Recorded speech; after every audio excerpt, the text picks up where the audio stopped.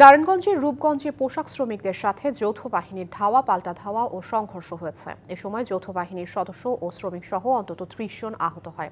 বেতন বোনাস না দিয়ে ছাঁটাইয়ের প্রতিবাদে সড়ক অবরোধ করে শ্রমিকরা বিক্ষোভ শুরু করলে সংঘর্ষ বাধে। এ ঘটনায় ৭ জনকে আটক করেছে পুলিশ।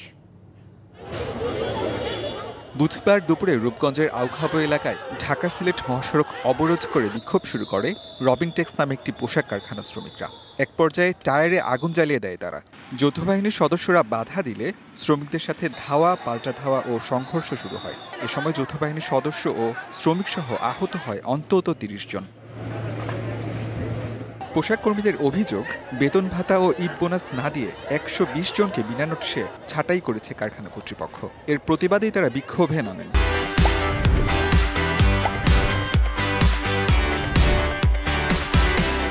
১২০ জন লোক ছাঁটাই করছে, আমাদেরকে না জানায় কি কারণে ছাঁটাই করছে এটা আমাদেরকে বলে নাই। আন্দোলন করি না, আমরা কোনো ভাঙচুর করি নাই, আমরা শুধু মালিকের সাথে কথা বলতে চাই। এই ঘটনার জেরে সড়কে তৈরি হয় দীর্ঘ যানজট। পরে প্রশাসন ও আইনশৃঙ্খলা বাহিনী মালিক পক্ষের সাথে আলোচনা করে সমস্যার সমাধানের আশ্বাস দিলে পরিস্থিতি স্বাভাবিক হয়। আমাদের শ্রমিকদের যারা প্রতিনিধি রয়েছে তাদেরকে সাথে নিয়ে আমরা এটা বসবো এবং এটা আলোচনার মাধ্যমে সমাধান করার চেষ্টা করব। আমরা রাস্তাটা চালু করতে পেরেছি।